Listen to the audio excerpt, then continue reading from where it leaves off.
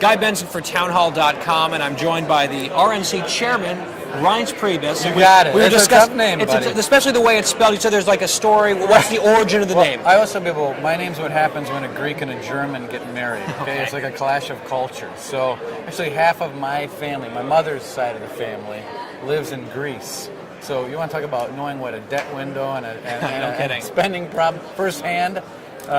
In our family. Is your family rioting in the streets? No, they're on the other side. They think it's insanity, and actually they think that the tax increases are ridiculous, and that that's not a long-term solution by just taking a soup spoon to a broken hull. It just doesn't work. And so that's the blessing I think we have in America, is that we can actually, God has given us a window to see what's happening in Europe, and that's what we're facing in 5 to 10 years, is what's happening in Europe. And so we should learn from what's happening overseas as opposed to wanting to follow it like what Barack Obama wants to do. And we'll get to Obama, we'll get to public unions and those sort of things in a minute. I do feel like I have to ask you this, though.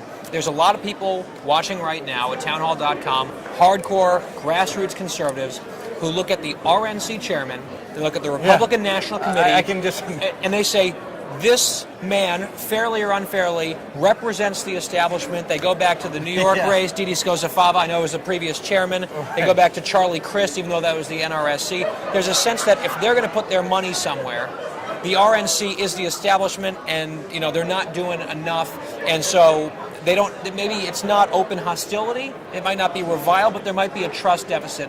What are you doing to repair that, and why is it important for actual bona fide conservatives watching to maybe restore some faith in your organization? Well, first of all, I've never made a penny in my life in politics. I'm not doing this job because I want to try to be somebody, or I want to become some political climber on TV, or whatever that garbage is all about.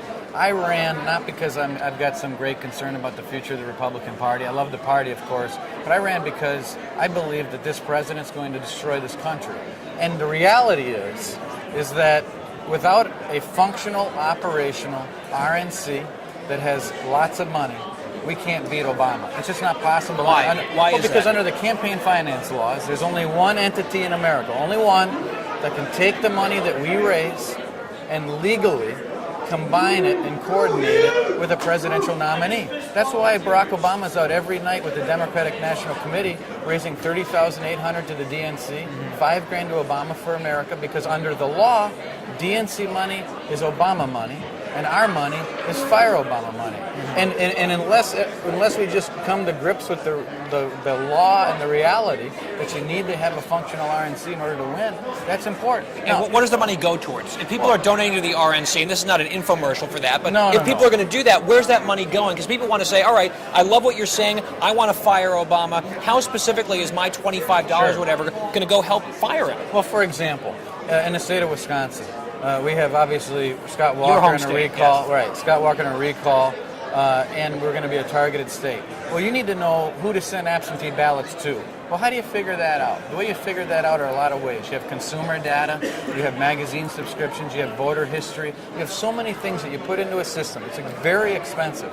And you figure out who your voters are. Now, that's tough. Yeah. Now, then you have to narrow down where you have a group in the middle. You need to figure out where these independents are. So you go door to door, you phone call, voter contacts. You narrow this list to find out where your universe is for absentee ballots. Then you mail them an absentee ballot.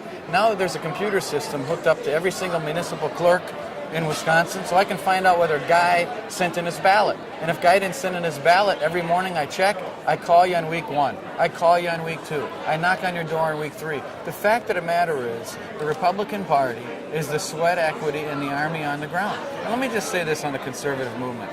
I say this all the time. The Republican Party is not in competition with the conservative movement. We just have to be part of it. That's what I think. And we can't be part of the movement. We can't be part of everything you're all doing unless the RNC is functional, operational, and we have money. I get it. I know what doing what you say. I'm a Scott Walker, Paul Ryan Republican. Yeah. So you're talking to a guy that gets it, and I know that we need to be people of their word in order to rebuild this party. Well, one thing that I'll also say, there was a little bit of a flap a couple months ago when there were reports out there, maybe you guys weren't going to go after Obama personally or whatever.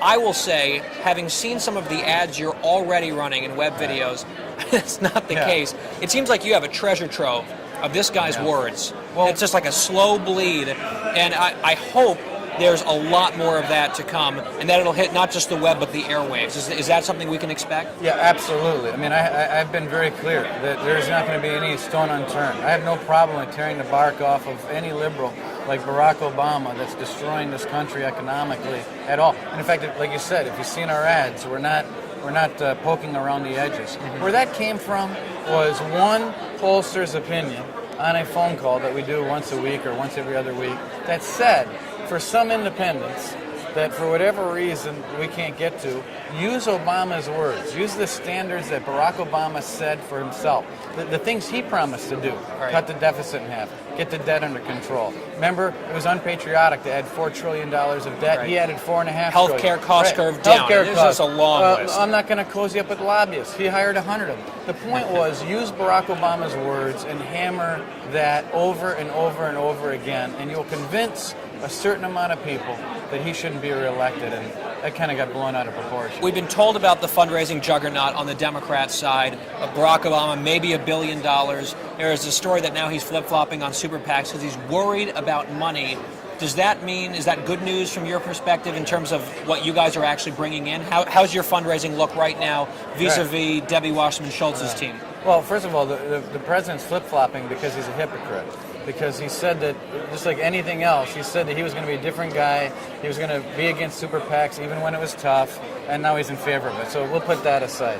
We've outraised the Democrats for the last 5 months. We outraised them in the last quarter of last year. We have more cash in the bank than the Democratic National Committee. We're putting lead on the target. We're getting the job done by being functional and operational. So that, back to your first question, that we're not just the Republican brand, but we're the Republican brand that has the money and the resources to help all and the entire conservative movement and independence and people who want to reclaim America so that we can be part of that and be functional and actually help you and everyone else get the job done in November. Last two questions. First, I hear there's a big book of Oppo research that's going to be dropped on the president's head by you guys. A quick sense of what's that about? It's every single thing that he's ever said, all the speeches, all the pageantry, all of the clips, searchable word format, both in video and in speeches, so that any time on any issue that we want to clip something out and show what Obama's words were as opposed to what his deeds are,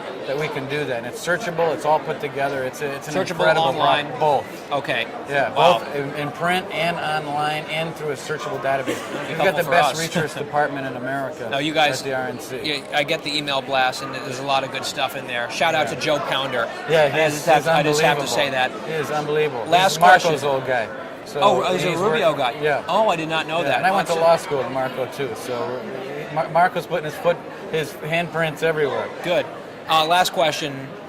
Mentioned her earlier, your counterpart at the DNC. I want to circle back to this. She's a favorite subject of mine.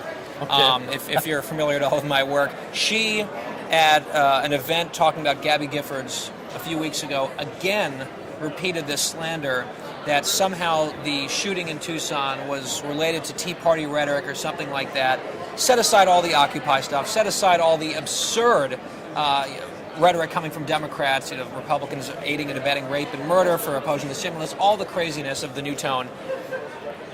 Tying a lot of conservatives to a tragic shooting like that really is about as offensive as it gets. I know you were really up in arms about it. You were tweeting about it. You demanded an apology from her. Did you ever hear anything back from Debbie Wasserman Schultz? No, we didn't hear anything back. And, I think it's unfortunate. I think anytime you cast light on a movement like the Tea Party movement, which just like people like my parents and me too, going to Tea Party events myself, but I mean a lot of people who don't connect with a major party that are going out there to reclaim America and what we're all about, but then to just whatever the excuse is, I'm not going to get into analyzing her excuses or how she explained it. The fact of the matter is that you put two and two together at the same time. I mean, right. The context was obvious. So I think it's unfortunate, but it's also something that I think motivates more the people in this country that believe that the 10th Amendment and our Constitution and the Bill of Rights that James Madison came in and presented, they're worth fighting for. And I think that things like that just make us stronger. viewers and readers might be curious, okay, this sounds like a stand-up guy. If at some point they have a question or something like that, I know you're very active on Twitter. How can people tweet at you? I have a really hard name. Let's but spell it out. It's at Reince Priebus. So Okay. it's at ReincePriebus. At Reince Priebus. At Reince Priebus, the chairman of the You bet. the Republican National Committee. Thank you so much for You stopping bet. by. Thank We you, appreciate guys. it. You bet. And thank you for watching.